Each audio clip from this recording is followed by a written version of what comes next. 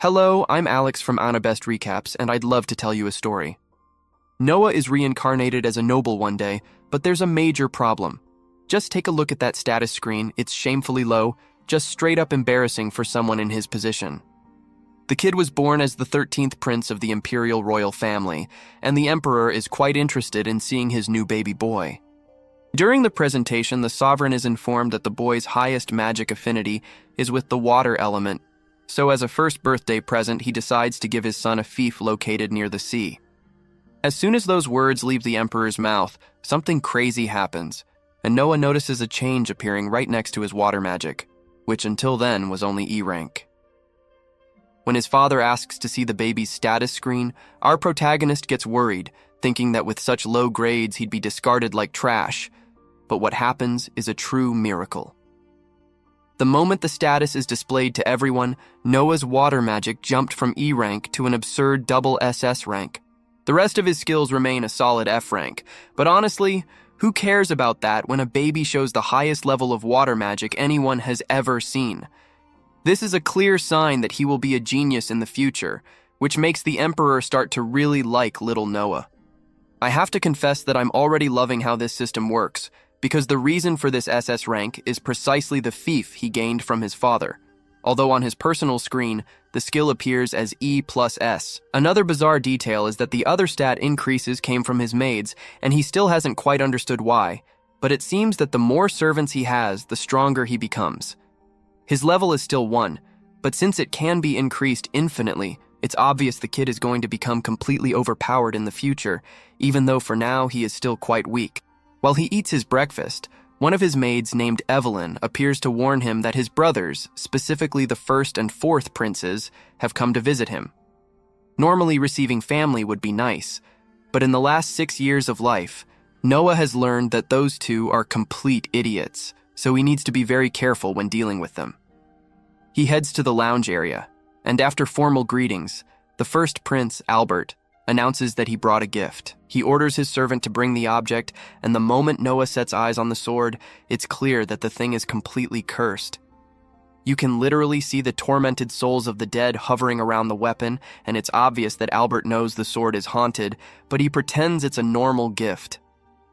Since you can't refuse a gesture from the crown prince, Noah is forced to accept, even though he knows this has everything to go wrong. He holds the hilt and lifts the weapon while Albert explains, as if it were nothing, that this is a water magic sword and that over 120 knights have already died trying to use it. The boy even loosens his grip in shock, but the 4th prince, Henry, tells him not to worry, because everyone who wasn't worthy died the exact moment they touched the sword, so if the curse were going to get him, he'd already be dead.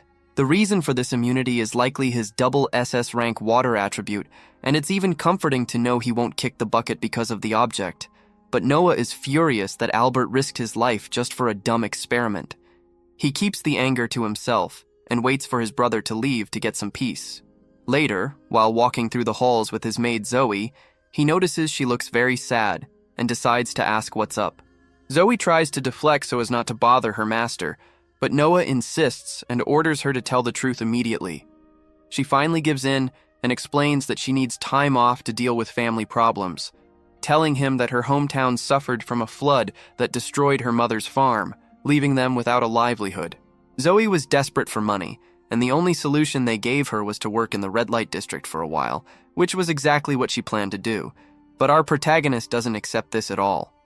He decides to give her mother a job, inventing the position of professional rear gate closer on the spot, and offers a salary of 10 rin per month.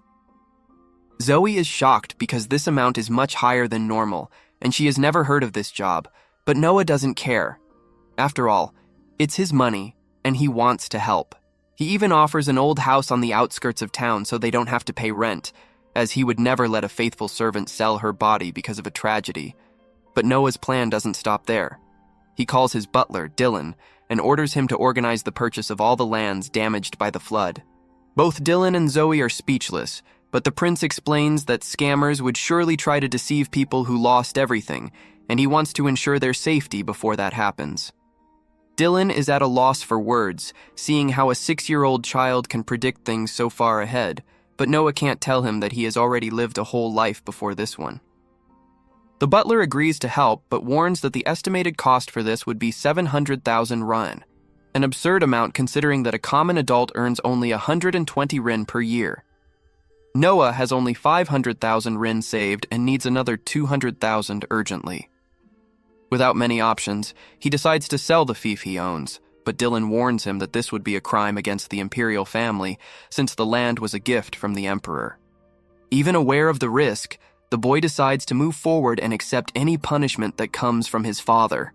The next day, while preparing for the trip, the fourth prince, Henry, appears by surprise. Unlike Albert, Henry is a cool guy and came to warn him that the sword Noah won has a will of its own and that he will need to earn its recognition to use it safely. Noah thanks him for the advice and leaves for the village of Dasso. He notices that many residents lost their documents in the disaster and sends Dylan to get copies at the government office to speed up the purchases. Meanwhile, the prince decides to see the people up close, and despite Zoe's protests, he heads into the middle of the village. The situation is terrible. The crops were destroyed and there will be no harvest this year, which means the residents will have no way to survive. At that moment, a bell rings and everyone gathers in the main square. Zoe thinks it's for the distribution of food coming from the Empire's relief funds, which Noah thinks is great, but as soon as he tastes the meal, he takes back everything he said. One of the residents, not knowing that Noah is a prince, comments that the food is always horrible like this and that no one does anything. Shortly after, the local government official, Lord Garrel, arrives to inspect the food. Garrel looks at that mysterious stew and thinks it's absolute garbage, but since he's not the one who's going to eat it, he doesn't give a damn and even asks the chef to prepare something decent at his mansion. Noah can't stand seeing this kind of behavior and confronts the official, asking if he is serving that spoiled food to steal the rest of the budget for himself. Thinking Noah is just some random peasant, Garrel openly admits he is embezzling the money because he thinks no one can stop him. Hearing the guy brag about stealing from starving people makes Noah's blood boil so much that the cursed sword starts to react. Garrel gets irritated with the child's disrespect, pulls his sword and prepares to kill him, but before he can do anything, Leviathan flies out of the scabbard and into Noah's hands. The boy's strong sense of justice was enough for the sword to recognize him as a worthy master, and with the weapon's power, he cuts off Garrel's head without the slightest effort, punishing him for the embezzlement and for threatening a royal prince. Shortly after, Garrel's boss, Lord Rowan, appears, and the guards try to have Noah arrested, but Rowan recognizes the 13th prince immediately and kneels in respect. Noah warns that they need to have a serious talk about the situation of the village, making it clear that Rowan is in hot water for having allowed Garrel to do whatever he wanted. The prince orders that the accomplices be punished and that a real meal be prepared for the people. Later, while Noah finishes buying the village, Albert receives the report about his brother using the sword without suffering damage and already begins to plot new plans. Meanwhile, Noah is called by the emperor to explain himself. He was already expecting a huge scolding for selling his lands to buy a destroyed village, but to his surprise, the emperor thanks him, because if Noah hadn't acted, the suffering of those people would have been much worse. The emperor clearly realizes that little Noah is an extremely capable young man and asks him to continue serving the empire with all his strength, something our protagonist accepts with a smile on his face. A little while later, we see the boy visiting the famous city of mirrors, and he's not there for a vacation, but because he heard there's an incredibly talented singer performing there. As soon as the show begins, the prince is completely hypnotized by the girl's angelic voice and is enjoying every second of the performance. But out of nowhere, the vibe is cut when a group of thugs invades the theater and starts yelling at the singer. From what it seems, the girl's father owes a fortune to these guys, and she is there working her heart out to pay off the debt. Only the thugs think she will never earn enough and start threatening her, saying she should go work in the red light district. Everyone in the theater sees the cowardice happening, but they are all too scared and no one has the courage to intervene, so our prodigy decides it's time to step in before the worst happens. He calmly walks to the stage and starts quoting the laws of the Imperial Constitution that specifically prohibit children from being forced to pay their parents' debts, making it clear that what they are doing is totally illegal. The brutes tell the kid to mind his own business and threaten to teach him a lesson if he doesn't beat it, but the little prince simply summons his sword and fires some warning shots that make the guys realize they aren't dealing with just anyone. Now that they saw the situation is much more serious, the criminals retreat, but they still leave yelling that he will pay dearly the next time they meet. With the thugs away from there, the boy asks his maid to hand a business card to the theater owner, warning that if those guys come back, he should say that the singer is under royal protection. The owner of the place looks at the card and almost falls over, realizing he is standing before the 13th prince. Our protagonist then turns to the girl and asks how much she spends per month to live, and although she hesitates a bit because of the expenses with her sick mother, he announces that he will pay 25 ron monthly to her. The idea is for her to focus only on music without worrying about money or having to return the amount, but for now, he only asks her to finish the performance that was interrupted. Upon returning home, the little genius is received by his housekeeper, but he finds it strange to see a crowd of people bowing outside the gates, and I confess I would be confused too.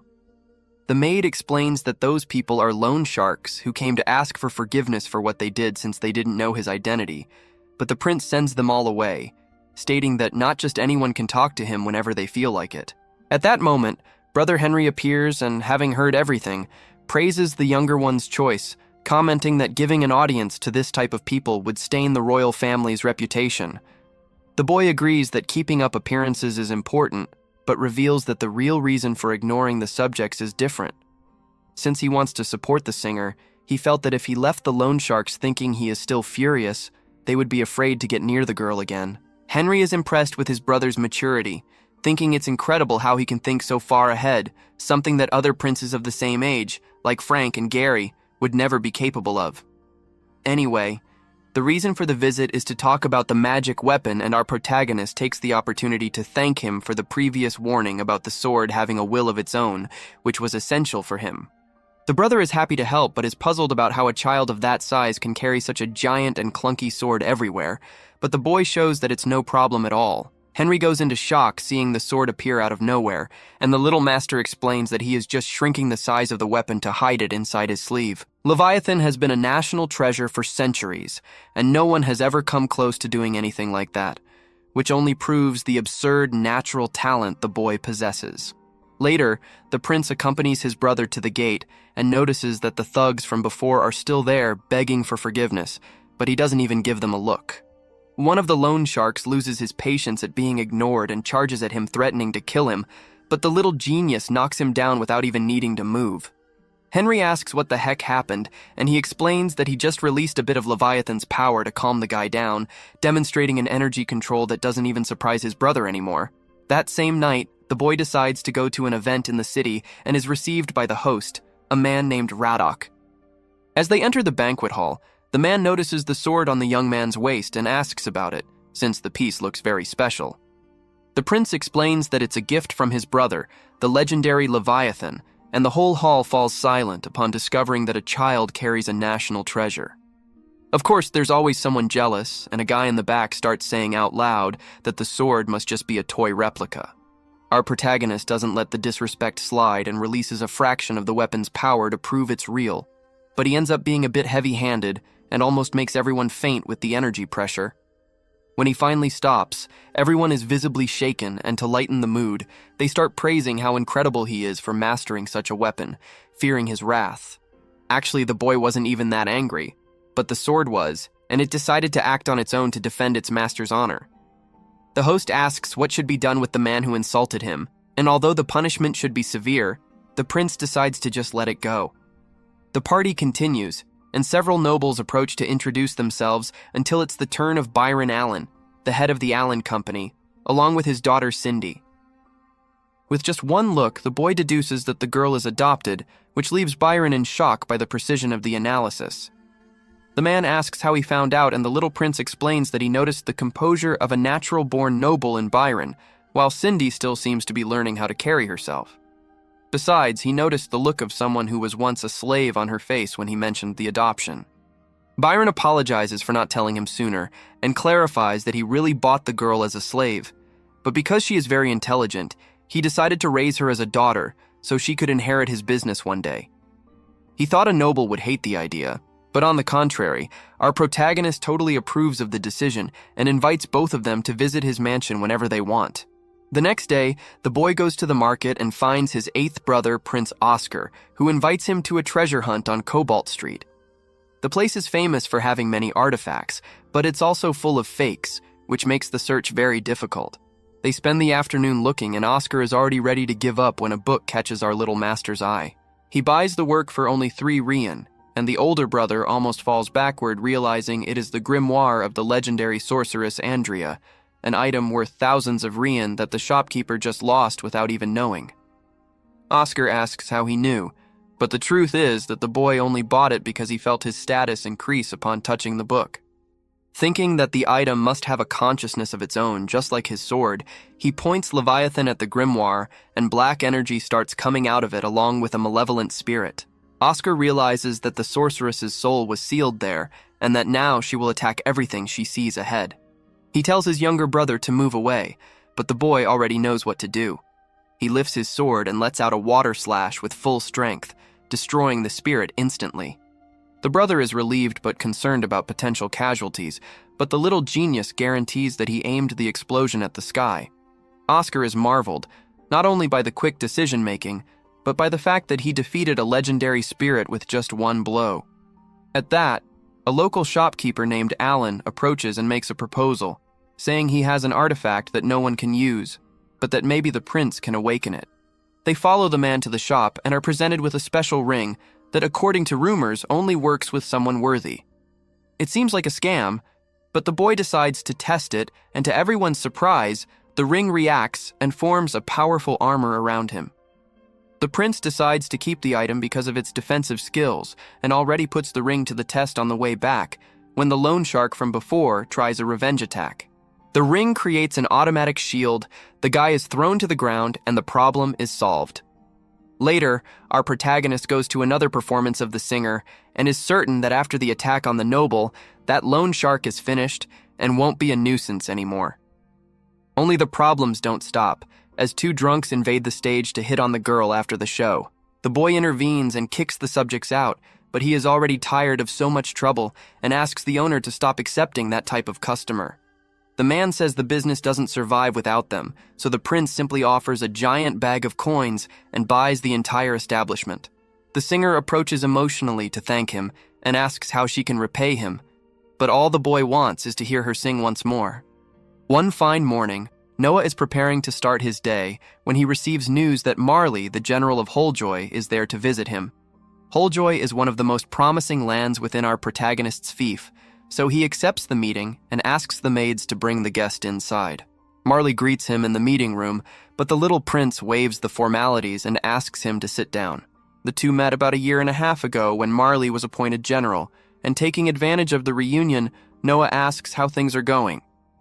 He recalls that the official received imperial orders to manage flood control in the area, but by the man's face, he can tell the situation is not good at all.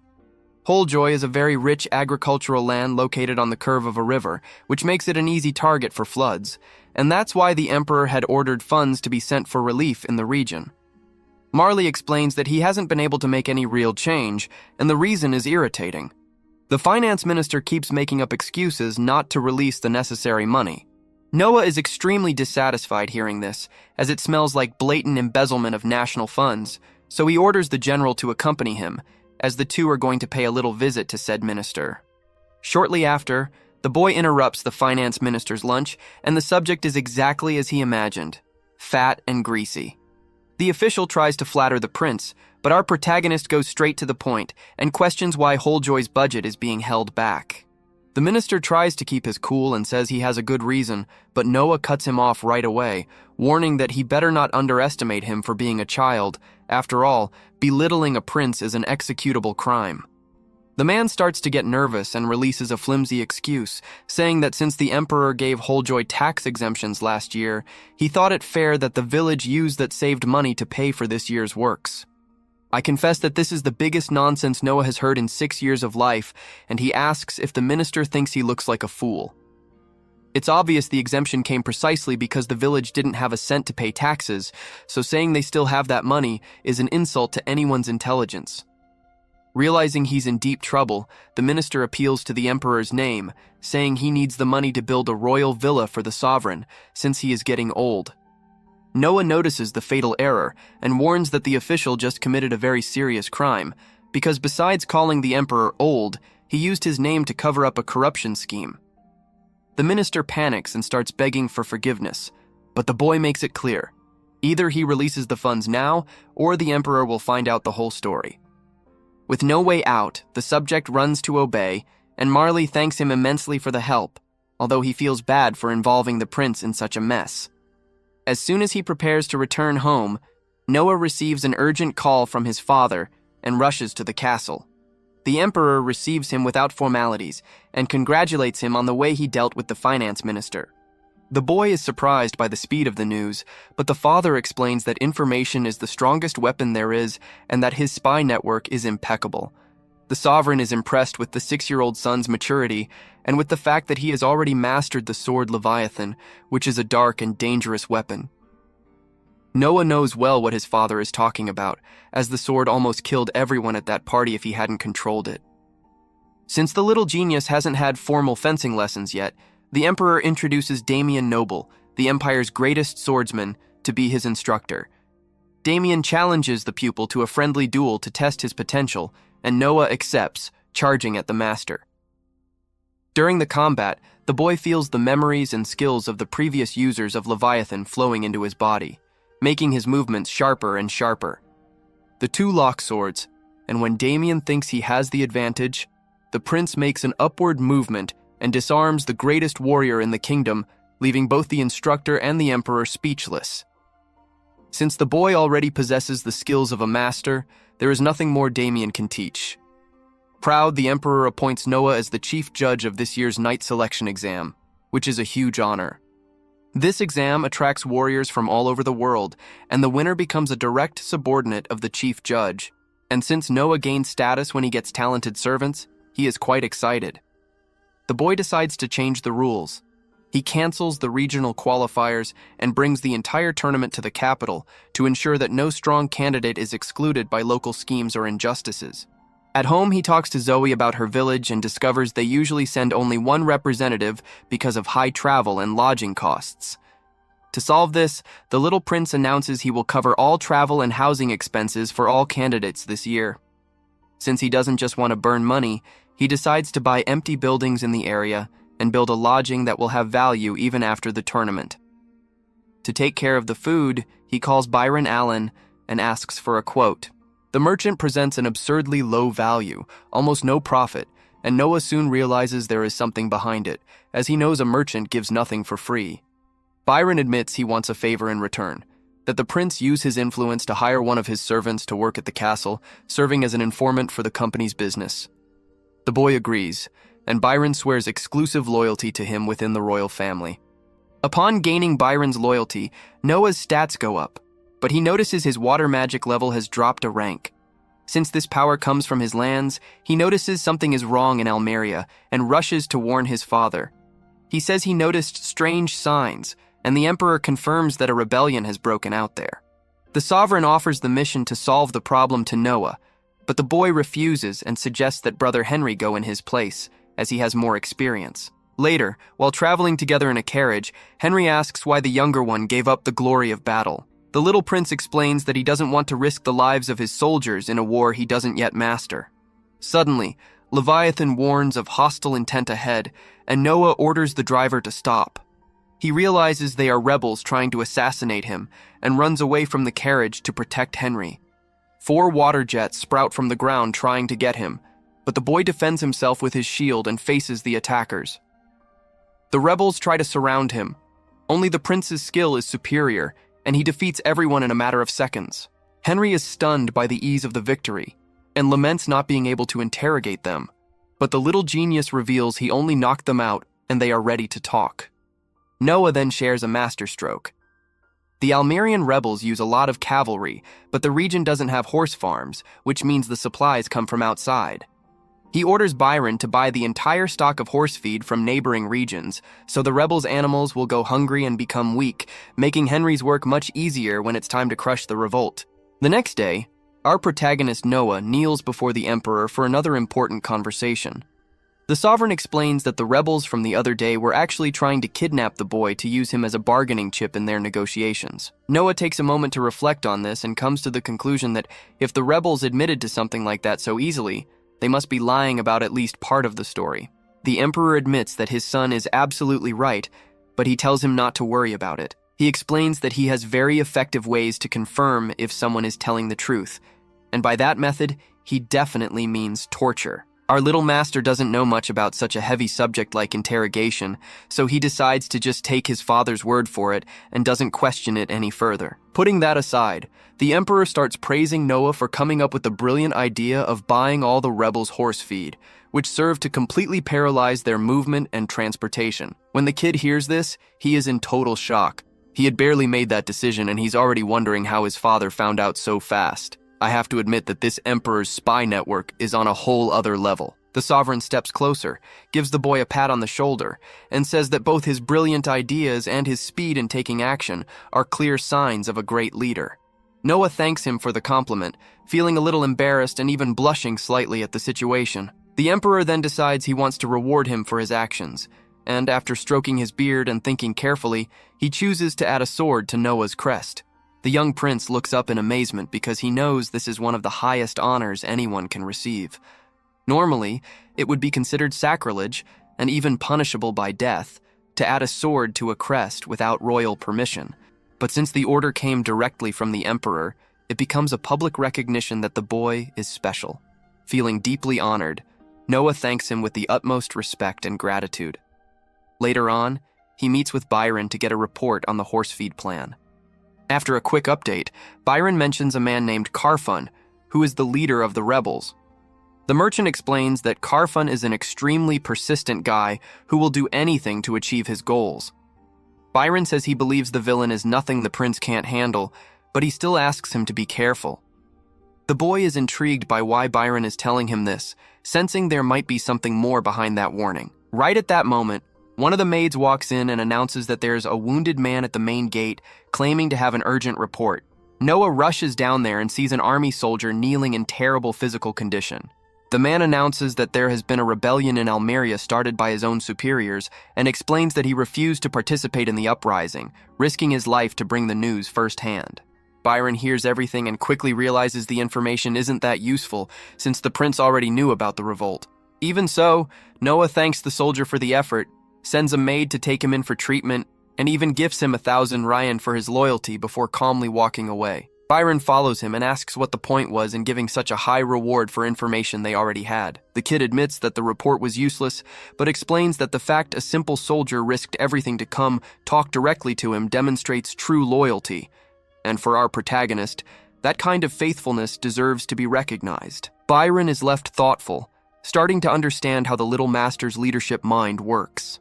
At night, while working in his office, Zoe walks in looking nervous. She says that a strange man offered her 500 Rian to make the prince drink what looked like a sleeping drug. Noah figures out instantly that this is the rebels' plan to kidnap him while he sleeps, and is surprised by how bold they are being.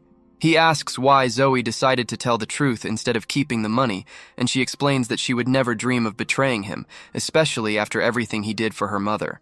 Hearing this, the boy goes back to his desk and writes a check for 5,000 Rian for her.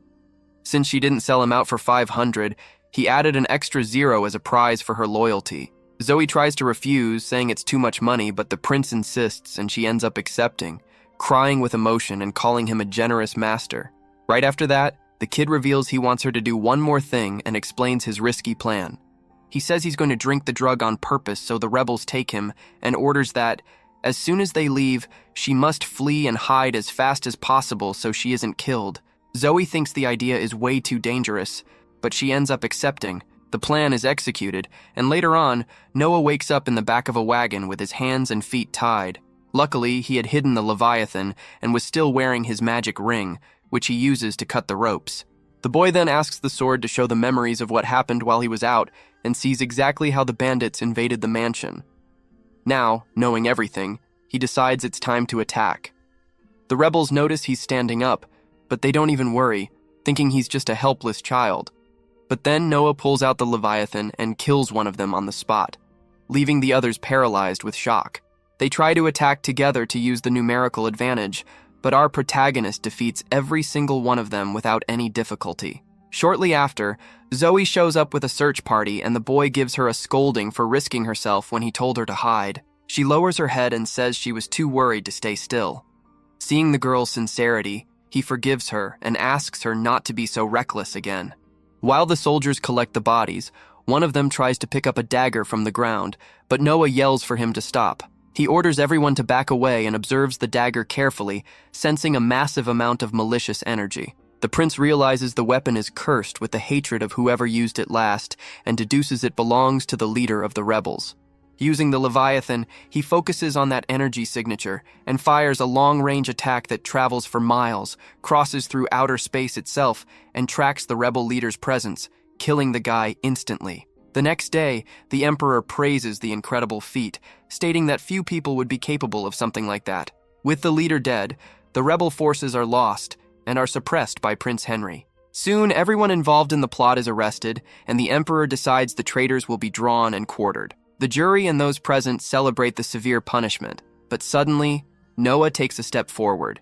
He tells his father in a firm and respectful way that this decision is not the wisest choice, leaving everyone in shock. The boy explains that the traitors must be punished strictly according to imperial law. Whoever planned the revolt should be cut in half at the waist, and whoever just participated should be hanged. He points out that ignoring his own laws to quarter, someone would damage the empire's authority, because if the emperor doesn't follow the rules he created himself, others might question his future judgments. The sovereign listens to everything carefully and realizes his son has a very valid point. After reflecting, he changes the sentence to follow the law to the letter and thanks the kid for helping him maintain order. Everyone is marveled by Noah's calm in correcting his father in front of everyone, and the emperor, seeing such wisdom, grants him the special title of wise. At that exact moment, the kid's status on the system screen updates to Wise Prince, an unprecedented honor that makes the people start to hail him with this new nickname. After that, his father remembers that the knight selection exam is coming up and asks how his son intends to judge the candidates. The little master says he already has a plan and gives a demonstration right there. He asks the servants to throw water at him while he uses the shield of his protection ring to deflect everything. He explains that in the actual exam, participants will have to attack him this way, and he will judge the strength and control of each one by the effectiveness of the hit against his defense. The emperor thinks the idea is creative, but warns that it could be dangerous if someone manages to break the prince's defense. Noah says calmly not to worry, because he already has countermeasures prepared for any possibility. Hearing this, the sovereign praises his son's confidence and quick thinking, saying he's very lucky to have such a brilliant heir. Later that night, the emperor retires to his inner chambers along with Noiselle, the prime minister. Back in the royal chambers, the emperor orders one of the servants to bring out the true seal of the Leviathan. Legends have always said that this seal must never be broken, but seeing just how talented and extraordinary little Noah has become, the father can't help but wonder what would happen if that protection were breached, and what kind of power or change it would bring to the boy. I have to admit I'd be a bit scared to mess with something so dangerous, but the emperor's curiosity seems to have no limits. The day of the knight selection exam finally arrives, and commoners from even the most remote parts of the empire show up to witness the new era of warriors. This year, the crowd is significantly larger because as soon as rumors spread that the wise prince would be one of the judges, everyone felt they had to see it for themselves. Our protagonist continues with the plan to use his defense ring to test the candidates, and he's there calmly sipping his tea on stage when one of the participants decides to go for the attack. The defense ring activates instantly and blocks the hit with a shield. The candidate repeatedly tries to break the barrier with his sword, but the thing is just too strong to be overcome, and the people watching it realize that this is the true might of the wise prince. The emperor watches the exam from above and admits that this year's competition is much more interesting than the last one, although he knows the real goal is to choose worthy knights, and that's why he's eager to see who his son will select. By sunset, one of the candidates uses all of his magic capacity to try and hit the little master with a flame attack, but the boy simply creates a barrier that keeps the heat from getting anywhere near him. The guy runs out of mana and collapses on the ground, realizing he would never make it into the royal guard. Noah notes that there hasn't been any noteworthy candidate so far, and he really wants to find someone who surprises him. The next candidate is the last of the day, so the prince isn't expecting much until a blonde young woman steps forward and strikes with her sword.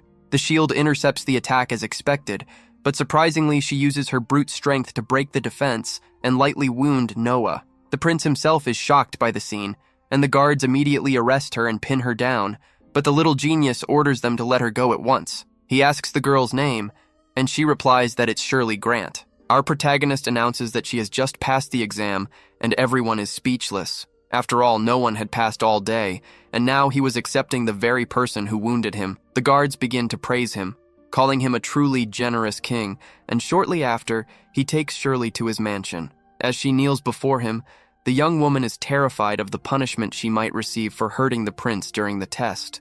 She fears that harming royalty, even unintentionally, will bring grave consequences, but the boy quickly reassures her, telling her not to be silly because what happened was clearly an accident. He gives a light smile and surprises her by asking her to use that same thrust move on him once more. Shirley is confused but obeys the order, stands up, and advances with the sword. Noah raises his shield to block, and this time the defense doesn't break. He explains that this is what he could have done if he really wanted to block her attack the first time, but he chose not to because he wanted to see if she would follow orders faithfully without fear of hurting him. After all, a knight's duty is to follow orders, and he doesn't need someone who backs down out of fear. The fact that she attacked with full will twice proves she has the necessary courage and determination.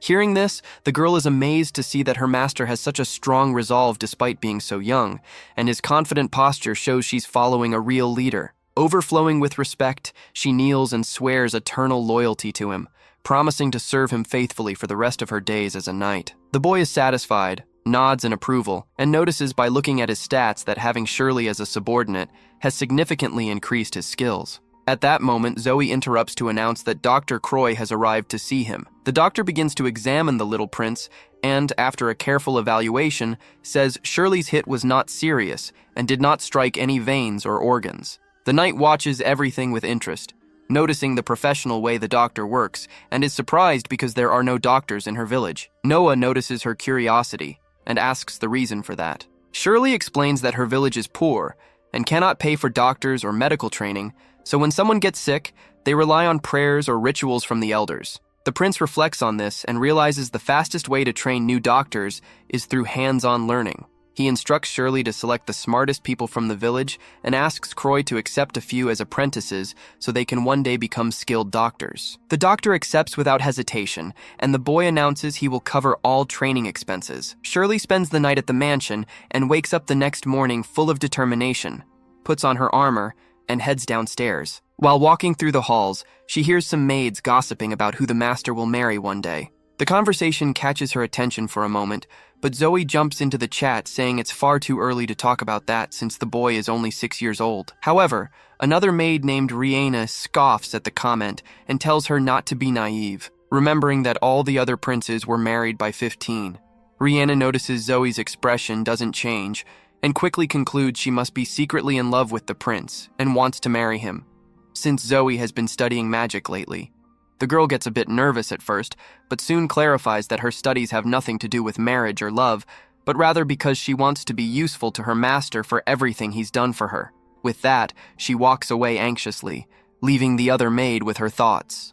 Meanwhile, the night selections are concluded, and the boy receives the report of the chosen ones, feeling a silent satisfaction knowing the kingdom's future is in good hands. To celebrate the success, he decides to throw a small party the next day, and invites his old friend Alici to perform that night. During the event, Byron comes to pay his respects, and Noah receives him warmly, explaining that he organized the party in part for him too, since all the merchants with royal ties are there, which is the perfect opportunity for Byron to strengthen his contacts.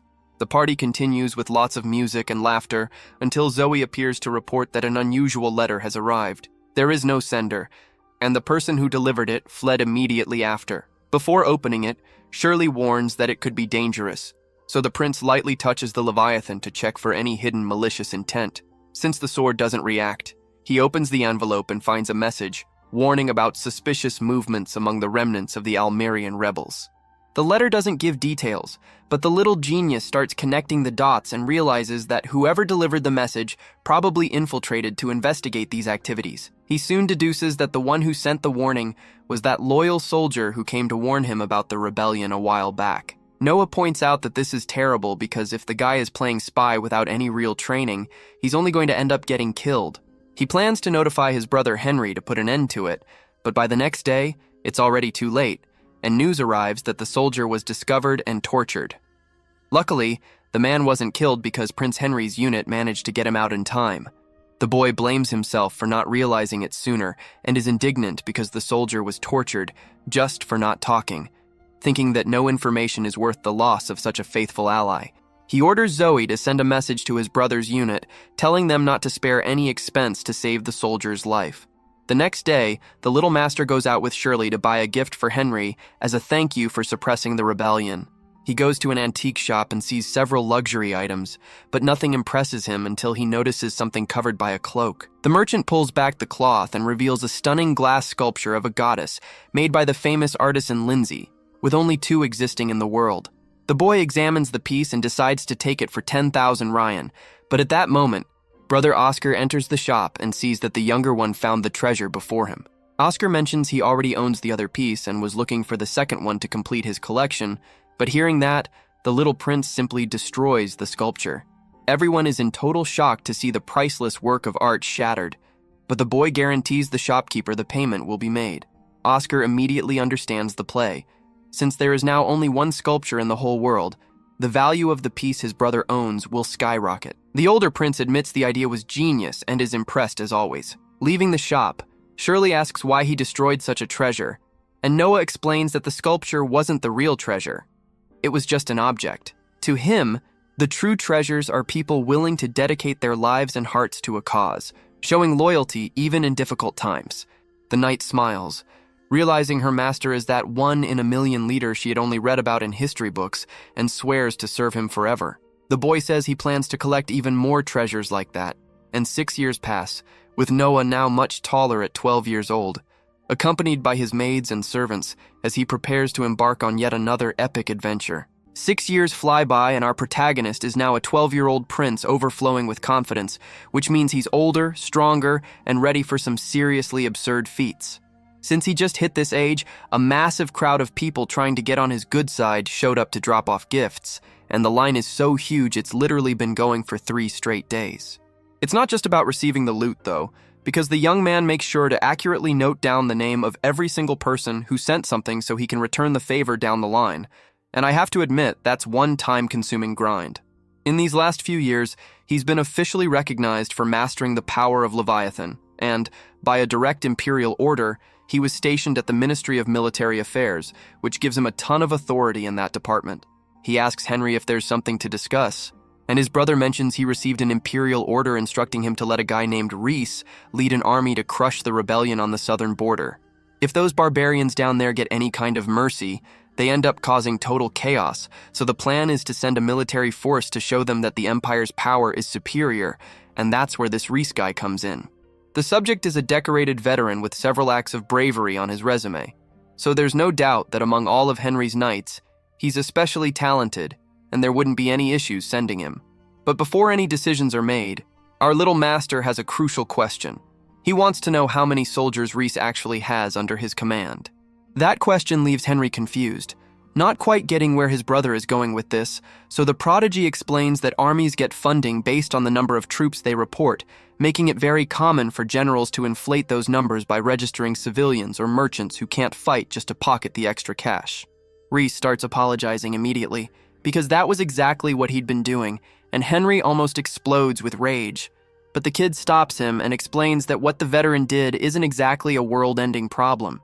Sure, he lied about the soldier count, but that can even work in their favor since having more combatants on paper acts as a deterrent for the enemies. However, in this specific case, the lie gets in the way because the Emperor demands an absolute victory, and it's hard to plan for that without knowing the actual number of blades available on the field. Reese confesses he has about 2,000 real soldiers, and the prince appreciates the honesty, writing a letter addressed to the Minister of Military Affairs on the spot. The document is a request for supplies for 2,000 men with a little extra for the general to pocket, but in exchange, the boy makes it very clear that failure will not be tolerated. Later, while the two princes are heading home in their carriages, Henry comments on how impressed he was with how the youngest intimidated Reese by exposing the mistake and then motivated him by letting him keep the extra money. It's a shame the kid hasn't had a chance to experience a real war yet, because a few military achievements would make him even more unstoppable. But since he's still very young, he's basically forbidden from joining those clashes. The genius is more than capable of taking care of himself, but this rule exists because most royal babies used to die in their first year, and it wasn't because of plagues or diseases, but because the other princes tried to eliminate the competition by practicing the famous spawn camping. Henry isn't like the others and really cares about the family. He starts telling some war stories, but in the middle of the conversation, a little girl dressed in rags runs out of an alley straight onto the road. This scares the horses and forces the carriage to stop, making Henry wonder what's going on while the girl begs for help. A moment later, a group of kids comes running out of the alley, followed by several men who grab them and try to drag them back. Our protagonist intervenes immediately and demands they stop right there. It's clear the children are slaves, and since slavery isn't illegal in that nation, he can't arrest them just for that. But he can punish them for trafficking without official registration, so he demands the paperwork. The men don't have any documents, and even seeing that the kids stepped out of a carriage with the royal insignia, they decide to attack. The result is that the little master simply mops the floor with the goons' faces, though he makes sure not to kill them right away. He goes over to the little ones and asks if the men were trying to sell them, which they all confirm through tears. But right after that, a wrinkled old man comes out of the alley and says there's nothing wrong with what he's doing because he works for Prince Gilbert. Even if unregistered trafficking is illegal, if that guy really had Gilbert's backing, the kid's hands would be tied, and knowing the guy, he probably did hire the man to traffic the children. However, our hero has the perfect solution. He says out loud that the old man is lying and knocks him out with one hit before he could show any proof of his connection to Gilbert. This way he saves the kids and still maintains plausible deniability in case he's accused of disrespecting his brother's authority. He plans to take the little ones to his mansion to hear what they have to say, and as for the criminals, he decides to ship them off to Gilbert's house so he can deal with the situation himself. That night, while Albert and Gilbert are having dinner together, the protagonist receives a message from the latter, thanking him for capturing the bandits and claiming he had nothing to do with them, as he would never support illegal trafficking. Normally, the criminals would be taken for interrogation, but conveniently, they all decided to take their own lives at the same time while no one was looking. The genius isn't a fool and knows exactly what's happening. Gilbert killed the traffickers, so no information could link him to those deplorable acts. Henry isn't surprised since he knows the older brother is involved in a lot of shady business, but since he is the first prince and a concubine's son who can't inherit the throne, he ends up venting his frustrations however he can. The brother is impressed that the youngest figured this out so fast without ever talking much to Gilbert, but the kid thinks it's not hard to deduce things given the guy's track record. The best the protagonist can do now is pull some strings to ensure the rescued children are no longer at risk of being sold. He says everyone is free to go, but the little ones don't seem very excited because, in truth, they have nowhere to go back to. They were all sold by their own families for various reasons, so returning home would mean being enslaved all over again. The genius doesn't want to leave them to fate and announces he is willing to take them all in, asking Dylan to prepare the accommodations. He also promises that any child who wants to study will receive full support for it. The little ones ask if this means he plans to buy them, but the prince clarifies that he doesn't want slaves, he wants loyal subordinates, and that if any of them wants to leave for any reason, he won't stop them. Being treated with such kindness is something totally new for those children, who don't even know how to react. But they are extremely grateful and follow Dylan to take a bath and get cleaned up.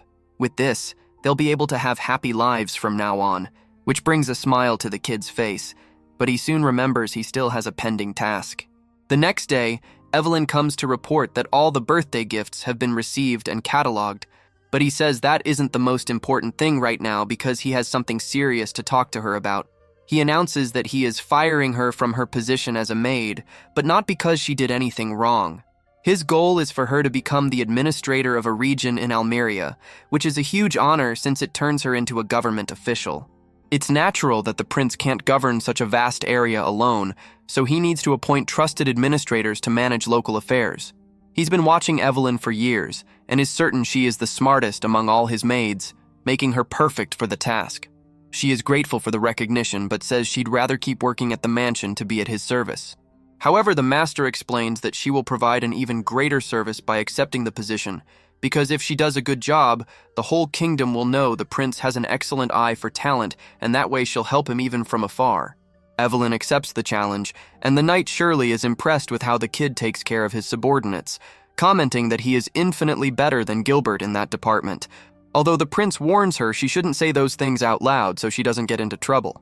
A little while later, the little master is summoned to a meeting with the sovereign to discuss that terrible incident with the child traffickers. The narrative Gilbert used to dodge the heat was that those scoundrels were using his name without permission, and that he had absolutely nothing to do with the dirty work. The kid knows very well that this is a blatant lie, but since he has no proof to debunk his brother's version, especially with all the criminals already dead and buried, there isn't much he can do right now. Speaking of the crooks, the emperor asks if his son knows the punishment for illegal slave trading. The genius pulls from his memory and recalls that, according to the law, the ringleader should have his arm cut off, while any others involved must be forcibly recruited into the army, and his father confirms he hit the nail on the head. The sovereign mentions he heard the criminals attacked him during the confrontation, but since the prodigy was so much more skilled, he didn't suffer a single scratch. The king confesses that things probably wouldn't have ended so well for him if he had been in his son's shoes, as he would have been undercover to hide his royal identity and might have hesitated to act, which would have left him vulnerable to injury. The prime minister jumps into the conversation joking that if one of those thugs actually wounded the emperor, it would be an imperial crime with a guaranteed death penalty, but the boy interrupts him on the spot to say he's wrong.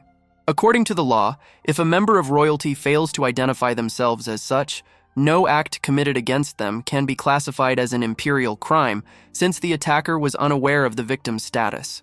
The little master is technically correct, but that worry kicks in that he might have crossed a line. After all, correcting the king's right-hand man in front of so many people could be seen as pretty rude. To his surprise, both the father and the minister burst out laughing, revealing they had made a little bet to see if the boy would have the guts to correct the mistake. The sovereign always knew his son has an unshakable sense of justice, so he was just testing to see if the boy would be capable of calling out someone misquoting the law. And now that he's sure the heir's character is pure, he stands up and announces before everyone that he's appointing the kid as the new minister of justice. Later, upon arriving at the ministry, the genius is introduced to Vinny, the vice minister.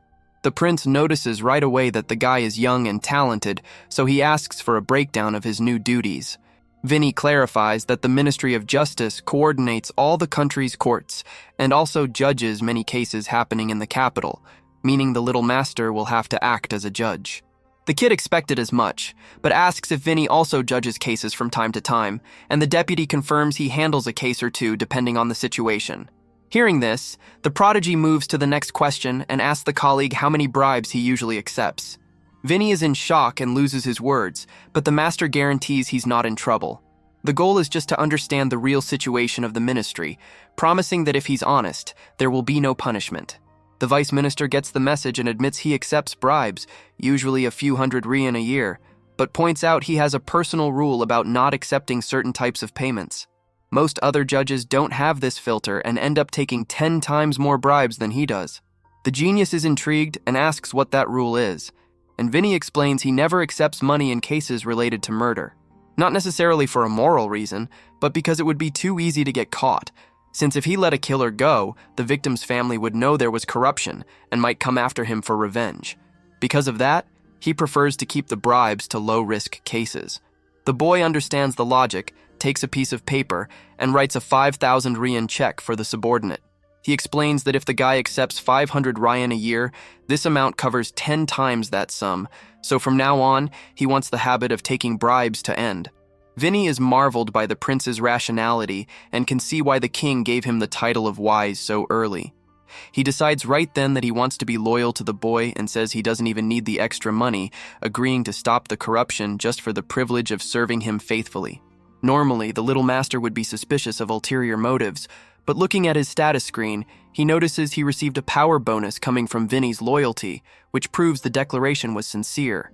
After that, the genius is having dinner with Oscar at his mansion, and the brother notices he's a bit suspicious, but guarantees that banquet is just a celebration to congratulate him on the new position. After all, after Henry, the boy is the second prince to be named a minister. The prodigy thanks him for the gesture, but still finds everything very strange because in Henry's case, he earned the post after crushing a rebellion, while the little master has no grand military feat to justify such a title. He suspects the emperor has other plans in mind and asks the brother if he remembers the story of when the empire nearly collapsed. According to history, the chaos happened because of the old rule that only the first prince could inherit the throne. While it seems normal, it generated a lot of revolt because the rest of the royal family, knowing they would never have to take on responsibilities, spent all their time just having fun without worries, which obviously didn't end well. Because of that, a new rule was created. Each prince would receive a fief at birth, and the one with the best performance in their duties would be named the crown prince. In that moment, Oscar realizes where the youngest is going, stands up abruptly, and asks if the father is really thinking of making him the successor to the throne. The genius says he isn't sure, but that it's a real possibility, and a moment later, one of Oscar's men arrives to warn that the sovereign plans to put him in command of the Ministry of Finance the next morning.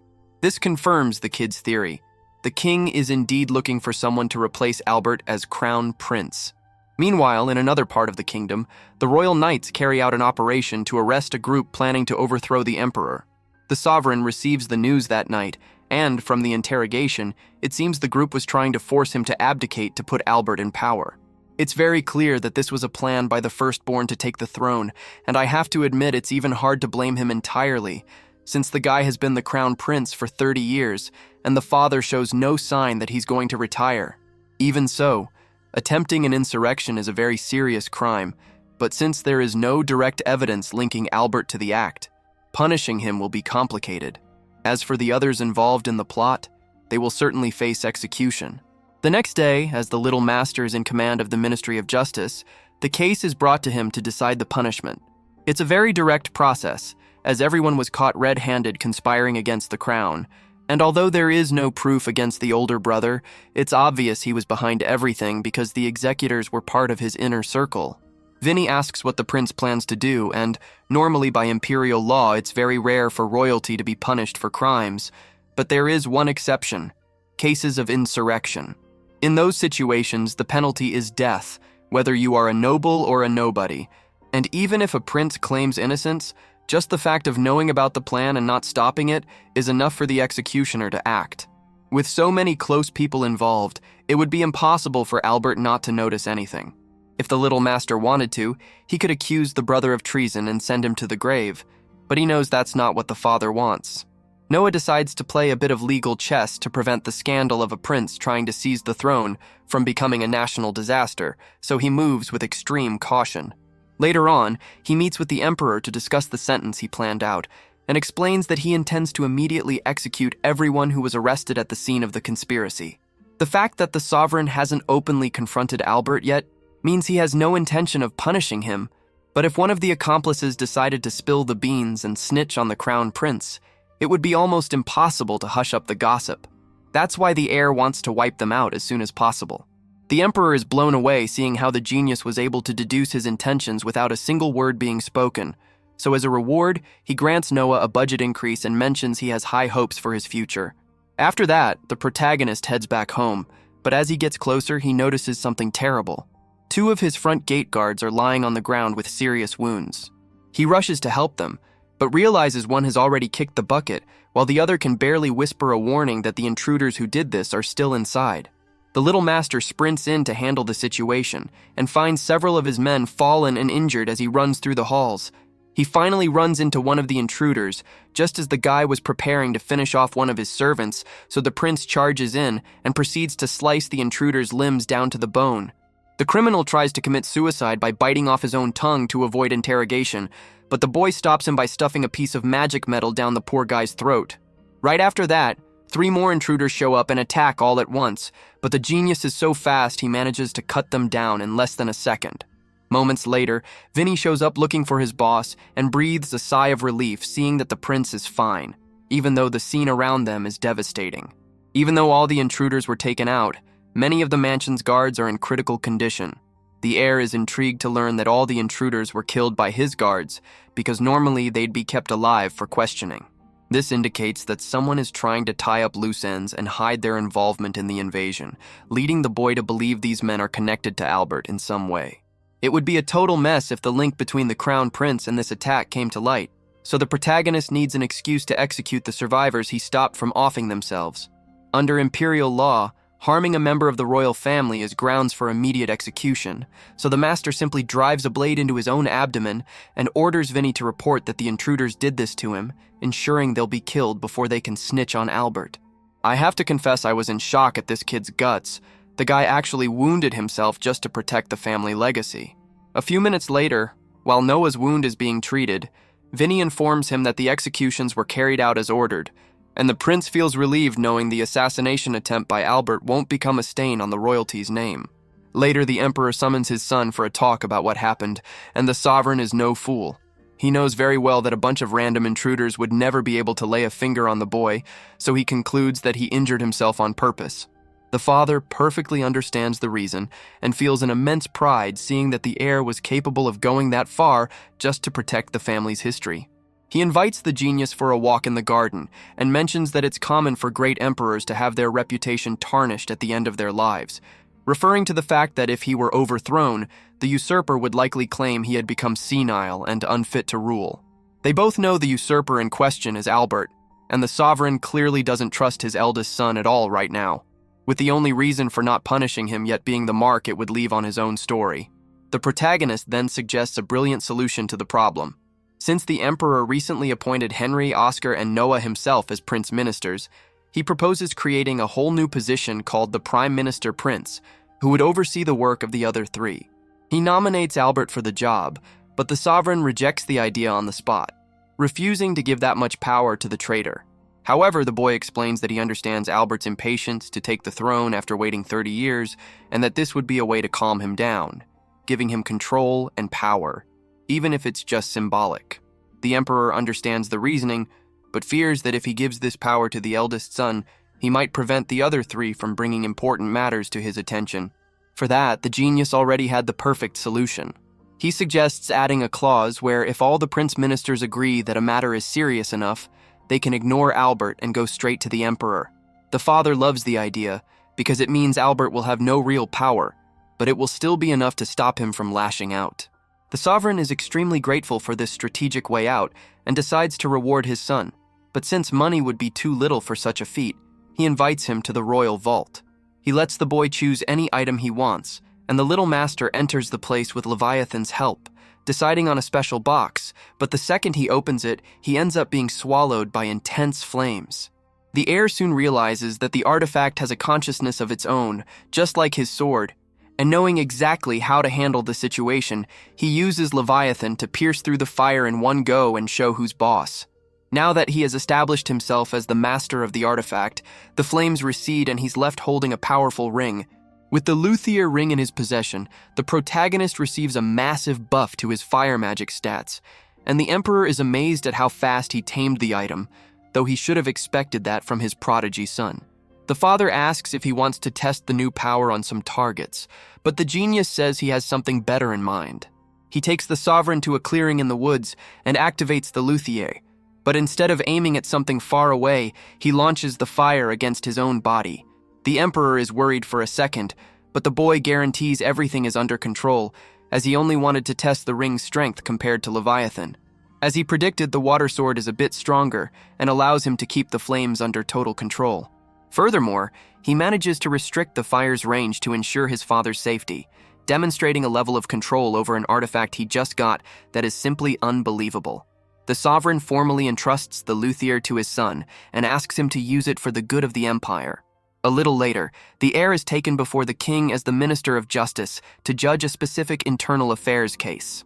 It turns out that Graham, the emperor's brother, has a nephew who is a real problem and who has always ruled his domain tyrannically, but this time the guy crossed the line and killed an innocent person for no reason.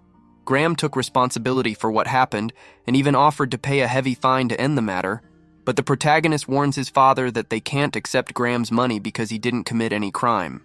By imperial law, just as a child cannot be blamed for the mistakes of the parents, a parent or tutor cannot be held responsible for the crimes of the child. The sovereign agrees with the reasoning and is sure that Graham knows this, but is trying to buy their silence to hush up the case. The amount offered was 30,000 rian, which is equivalent to 250 times the average yearly income, a very high value. But the little master insists that, according to the law, you cannot accept fines from someone who hasn't broken any rules. The emperor then questions whether they should change the law to allow voluntary payment of fines, as the imperial treasury needs extra funds. The heir understands the point, but explains it would be a terrible idea to create a law like that, because people would start believing they can get away with any crime as long as they have enough money, making the fight against crime an impossible challenge. He recognizes that the kingdom needs the cash, but believes they should find a more respectable way to get those funds. The sovereign realizes his son is right and is so impressed that he decides to grant him the honorary title of his premier advisor. The young man is grateful for his new title of wise, and it gives him a sensational idea to fill the empire's coffers. He suggests to his father that the government could grant honorary titles to anyone willing to deposit 1,000 rein into the national treasury. After all, most people love the idea of receiving an honor directly from the emperor. And when someone accumulates more money than they can spend, they usually start seeking social prestige. This way, there would be no shortage of people willing to open their wallets. The sovereign thinks the proposal is brilliant and asks his prime minister to summon Oscar immediately to implement the measure, since he is the current minister of finance. Hearing this, the protagonist decides to leave for today so as not to encroach on his brother's area of authority, but as soon as he leaves the palace, he finds a group of onlookers gathered around that hole he made earlier with his magic. At that moment, a man named Shizu approaches and explains that everyone is intrigued because they have no idea how the ground melted in such a way, even mentioning that one of them fell inside trying to understand the phenomenon, which the boy actually finds funny. He hands a bag of money to Shizu and asks that no expense be spared to treat the injured person, since he feels responsible for what happened, and the man thanks the prince for being generous as always. The little master notices that Shizu is carrying something and asks what it is, discovering it's a box of rhinoceros beetles. Apparently, the 16th prince loves watching these insects fight and asked that some be captured for him. The protagonist finds the idea of seeing creatures fight quite intriguing and, during the carriage ride home, decides to test something similar with Leviathan and the luthier ring. He asks his artifacts if they would be willing to face each other in a battle, and both seem quite excited by the challenge, manifesting miniature forms and starting to duke it out right there. The young man watches with interest as the two fight non-stop, but in the end, the water sword is still slightly superior to the fire ring and wins the duel. One of Noah's maids ends up seeing the scene and is very curious, as she has never seen anything like it, but she soon realizes it's impolite to watch what the master is doing without permission, and apologizes for the intrusion.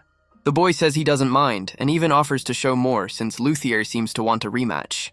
The prince wonders if he can get stronger just by watching the two fight, and upon checking his status screen, his theory is confirmed as he notices his level just went up. After returning home, he makes the two artifacts duel a dozen more times, and so far Leviathan has won every single fight.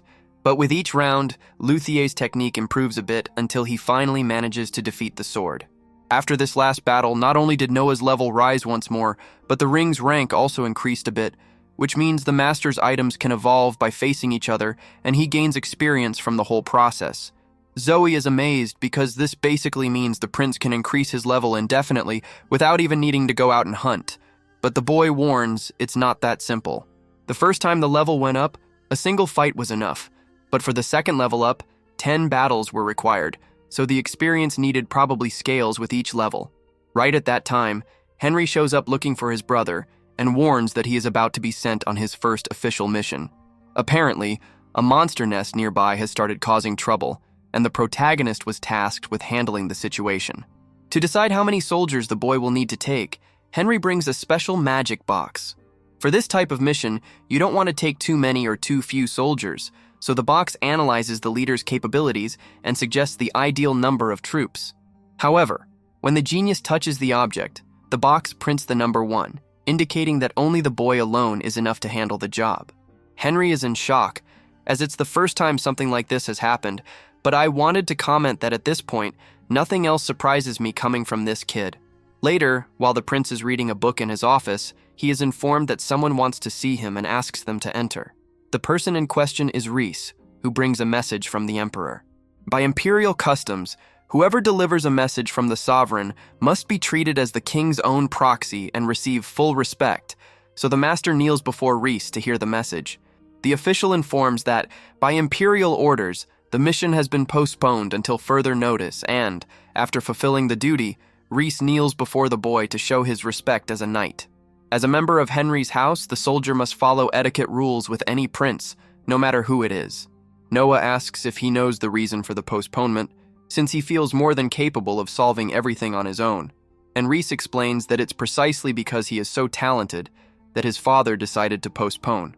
The Emperor wants to turn the mission into a major public event so the entire empire can witness his son's greatness, and if that's the case, the boy assumes it will take a while to prepare everything. In the meantime, the protagonist decides to go to the local artifact merchant to see if he has any sentient items in stock, but unfortunately, the man says he hasn't found anything of that type lately. The heir is a bit disappointed, but already expected it to be hard to find something like that, so he hands a bag of money to the shopkeeper and asks him to keep an eye out for anything new. He even promises an extra reward if he finds something good, and although the prince is being generous, I think if the Empire's treasury is low, he shouldn't be handing out coins everywhere like that. The young man prepares to return home, but as he leaves the market, he notices a commotion involving a man who is threatening a shop owner because the shopkeeper refused to sell an item that was already reserved for another customer. The subject, named Dalam, was famous for this abusive behavior, but no one could do anything because his status made him practically untouchable. However, the master shouts for him to stop, and as soon as the bully recognizes him as the 13th prince, he doesn't even seem very worried. The boy warns that what he was doing counts as intimidation and is a serious offense, but Dalam corrects him, saying he belongs to Prince Gilbert's house, and by imperial law, he cannot be convicted of any crime other than murder or treason, which means even the protagonist could not punish him for something minor. The genius knows he's right and that normally there would be nothing to do, but then he remembers the rule that requires members of an imperial house to show respect to all princes when meeting them. He uses this as an excuse to accuse the man of disrespecting the royal family and orders Shirley to arrest him. While she keeps him pinned to the ground, the master asks if anyone has something to punish the aggressor, and the shopkeepers, who hate the guy, waste no time in bringing a whip. Dalam is tied to a post and Shirley asks how many lashes she should give. The prince comments that if Gilbert found out one of his men was using borrowed authority to terrorize the people, he would certainly give the death penalty, so that's exactly what he plans for the criminal. After a long and painful session of lashings, Dalam's death is confirmed. The heir does not regret anything but realizes he went a bit too far since Dalam was one of Gilbert's men, so he decides to go to his brother's mansion to apologize. To make the apology more convincing, he asks Shirley to put him in handcuffs. Arriving at the firstborn's estate, the boy explains the incident in detail and asks for forgiveness for not discussing the matter before making the decision. Gilbert seems quite cool with everything and says the brother did nothing wrong, as the deceased was not someone worth worrying about. On the contrary, the older brother thinks the younger one did him a favor by protecting his reputation from a man who committed crimes in the name of royalty and, with that, formally forgives the incident. With the situation resolved, the master and the knight leave the mansion. But on the way, Shirley asks if it was really necessary for him to handcuff himself to apologize, since Gilbert was so chill. The prodigy reveals that, in reality, his brother was furious the whole time, but because he went to apologize immediately and in a humble way, the other couldn't take out his anger and was forced to accept the apology. The next day, the protagonist is at home when he receives word that a member of the imperial family has come to see him, and upon accepting the meeting, he is introduced to a man named Don. The visitor says he heard much about the boy's exceptional abilities and states he would like to serve him right there, which the master accepts. But as the prince feels there is something strange about this subject, he asks Dylan to do a full investigation into his background. The faithful butler Dylan approaches the little master with some crucial intel regarding that man who offered his services to House Noah. According to the investigation, Don Ortz's parents are actually servants of the first prince, Gilbert, and as everyone knows, the residence of an imperial prince is monitored from every imaginable angle. The staff there are forced to keep everything that happens inside a total secret, and by the Lord's own recommendation, it is common for the servants to marry each other, creating a lineage where the children are born already swearing loyalty to their master, which is exactly the case with Ortz. It's obvious that the first prince sent this servant as a spy, so our protagonist asks Dylan not to tell anyone about the discovery, since they can use this information to their advantage in the future. The butler is impressed by the genius's ability to identify an infiltrator with just a glance, But the boy knows it wasn't just intuition. After all, even after granting permission for Don Orts to work under his supervision, not a single loyalty point went up on his attribute screen, which made everything crystal clear for someone with a broken system like his. Changing the subject, the butler explains that someone from Bardsley's shop asked to see him, claiming they found the treasure he's been searching for. Shortly after, Alan Bardsley is invited to meet with the heir to show off the valuable item. When he pulls the cloth off the object, it reveals a painting of a young woman standing right in the center of a famous artist's work. As soon as the little master gets close, he realizes the painting is cursed. Alan then brings out a second painting identical to the first, a replica made at the same time as the original, describing it as a cursed image that grows. The little genius gets close to the original canvas and senses, through Leviathan, that something unusual is emanating from it. He draws his sword and strikes the canvas, causing a burst of green light. At that very same moment, the woman portrayed in the art comes to life and awakens from a deep sleep, stepping out of the painting through magic. Understanding the strange way this mysterious figure communicates, the boy realizes the painting was made with her own blood, and that whoever created it killed the girl when she was still a child to mix her blood into the paint. I have to confess I found that part pretty dark. Since the woman wishes to repay the favor of being liberated, she swears loyalty to the prince and gains the ability to enter and exit paintings whenever she wants, now that the seal has been cut. Beyond that, the master receives a small increase to his earth attribute and discovers that the woman, named Leveza, has the power to transform into other people with perfect accuracy, which she demonstrates by becoming an identical copy of Alan Bardsley. The heir then enchants her with his ring and asks Alan to touch her with both hands. His left hand touches the body normally, but his right passes straight through her. The boy was testing the possibilities, understanding that her materialization depends on the link with the armor ring, which ensures a full transformation capability. Later on, the prince receives a visit from the merchant Byron Allen. According to the merchant, Ada won the struggle and officially became a concubine in the palace, so he came to reward the master for it. Ada was the woman Byron offered as a servant 6 years ago on the boy's own recommendation. Now promoted to queen consort, Noah examines the gifts the merchant brought and evaluates them at 30,000 leans, which leaves Byron shocked by the precision of the calculation. The merchant hopes that one day she might become a secondary consort, explaining the harem hierarchy. Concubines at the bottom, then secondary consorts, queen consorts above them, and at the top the empress as the legitimate wife. The success of an heir depends heavily on their status and the favor they receive from the sovereign. For example, our protagonist's mother became a queen consort the moment he earned the title of sage. The man hopes for more imperial favor so that Ada can rise in rank, but the little master warns that from now on, this is pure politics. The fastest way is winning the emperor's attention, but the schemes among the queens are decisive. He brings up the possibility of someone swapping Ada's perfume for a fragrance the king hates, since the harem is a place full of betrayals and plots. After Byron leaves, the boy asks Zoe to deliver a letter and 10,000 leans to his mother.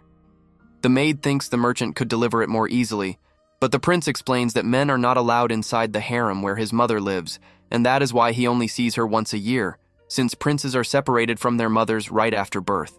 He asks Zoe to tell his mother that he intends to be the guardian of the concubine Ada.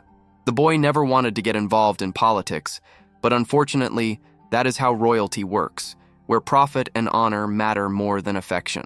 If Ada rises in rank, she will be an excellent ally for his mother. Taking advantage of the talk, the master asks how Zoe's mother is doing, and she explains that thanks to him, the lady lives in the capital with the simple job of opening and closing the back gate. However, Zoe says that last night, her mother heard a noise and saw the shadow of a man hiding, which might indicate an attempted break-in. Grateful for the warning, the boy asks them not to tell anyone. When night falls and the employee goes to close the gate, someone appears from behind, applies a chokehold and sticks a needle into her neck, making her pass out. The one responsible for this is none other than Don Orts, who flees after knocking the woman down. Hidden in a nearby bush, the little genius was watching everything with Zoe and her real mother. They discover that the woman attacked was a target of Orts, likely an attempt to silence her for having seen the spy that day. After completing the job, Leveza, who was disguised, leaves behind a replica of the fallen body and departs. The master asks Zoe and her mother to return to Dasso with the fake body for a while to pretend she died, as she would certainly be a target again. But Zoe is worried about the man who escaped. Calmly, the prince says he ordered Leviathan to keep an eye on him. The next day, Don Orts wakes up wounded in an isolated house next to our protagonist. While Shirley Grant stands guard outside, the spy feels pain while trying to move, and the boy explains that as predicted, Don almost died. The prince reveals that after the spy reported eliminating the witness, he was stabbed by the very contact serving as the link to Gilbert. In short, he was discarded like trash for making a spy mistake. Luckily, Leviathan was nearby to save him. The master remembers when he said people are like treasures, though he is increasingly convinced of the opposite. Don Orts understands why the boy is called the Wise One, since he predicted his death, and regrets not staying on the prince's side from the beginning.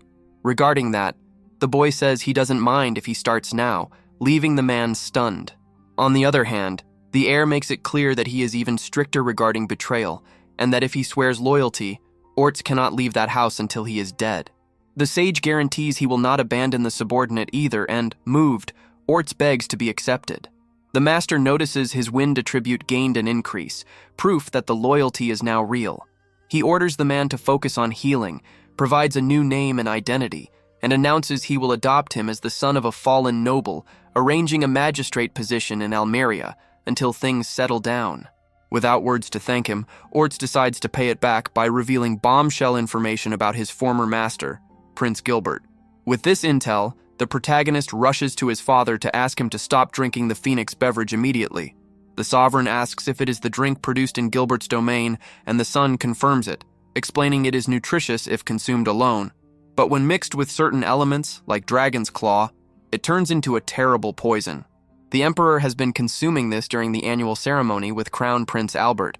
According to the boy, the drink has been offered for almost a year, and they drink it daily, which removes the suspicion of immediate poisoning, when in fact, the poison spreads slowly and fatally. The father questions if he is sure, and the son says he tested the mixture on a condemned prisoner, and the effect was instant. If they keep drinking, the emperor and the crown prince will die during the ceremony. Faced with the evidence, the king recognizes his son's incredible investigative work, uncovering a conspiracy that would have killed the two most important members of the royal family. He orders them to call Henry, send troops to Gilbert's residence, and investigate everything. That night, after the army invades Gilbert's mansion and finds evidence of experiments with slaves to test the poison, Gilbert's plan to become the ruler is dismantled. Before that, while the boy was leaving the throne room, he felt an unease. After all, his father's intelligence network was always impeccable and left him speechless several times, but for some reason, it didn't reveal this conspiracy. Suspicious, the prince looks back and sees his father approaching. The sovereign recognizes his son's intelligence, but reveals that he already knew about the plot and didn't even drink that Phoenix beverage. Knowing he has held the crown for a long time, the emperor sees that many cannot wait any longer to get their hands on it. On the other hand, he sees that his youngest son is not like that, and recognizing his merit, names the boy as Vice Minister of Military Affairs, a position he will hold alongside Minister of Justice and Commander-in-Chief of the First Army, the king's personal guard. The boy doesn't understand the reason for so much power, but the father explains that he doesn't intend to give up easily, because being overthrown by a son would be a joke for future generations. But if that happens, the little master must take control of the capital with his imperial guard and choose a worthy man to be the new emperor. And that's where the episode ends. And honestly, I'm still processing that massive twist where the emperor actually knew about the plot all along. He's out here playing 4D chess while everyone else is just learning the rules, and now Noah has landed the most insane promotion of his life as the commander-in-chief of the Royal Guard. The kid literally holds the future of the empire in his hands if the throne ever falls, and that just sent the hype levels through the roof. Did you guys like it and want a continuation? Then let me know in the comments that you want the next part.